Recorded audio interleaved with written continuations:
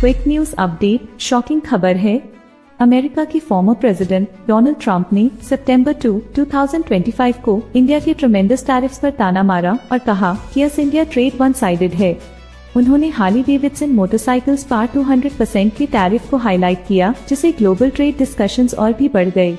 Trump ने stress किया कि इंडिया के ट्रेमेंडस टैरिफ्स, जो दुनिया में सबसे ज्यादा हैं, उन्होंने एक वन साइडेड डायनामिक बनाया है।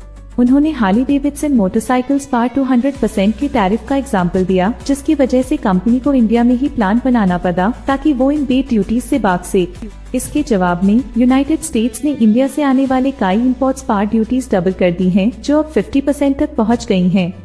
लेकिन न्यू दिल्ली ने इन टैरिफ्स को गलत बताया है और कहा है कि ये अनजस्टिफाइड हैं।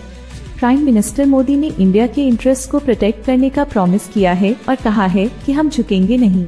ये टैरिफ्स अगस्त 27 से इफेक्टिव हैं और इनका असर इंडिया के टेक्सटाइल्स और जेम सेक्टर्स पर बुरी तरह पड़ेगा, जिससे बिलियंस के एक्सपोर्ट्स पर फर्क आएगा। इम्पोर्टेंट बात यह है कि बायलैटरल ट्रेड एग्रीमेंट के लिए चल रही टॉक्स अब रुक गई हैं, जिससे अस इंडिया ट्रेड कोऑपरेशन के फ्यूचर पर बड़ा सवाल उठ गया है। ये टैरिफ्स ट्रंप के ग्लोबल ट्रेड अप्रोच को दिखाते हैं, भले ही यूएस कोर्ट ने हाल ही में इनकी लीगैलिटी पर सवाल उठाया है। अब जब एक अपील पेंडिंग है, तो इंटरनेशनल ट्रेड और अस इंडिया रिलेशंस के लॉन्ग टर्म इम्प्लीकेशंस पूरी तरह अनसर्टेन हैं। लेटेस्ट अपडेट्स के लिए सुह पर बेन रहिए।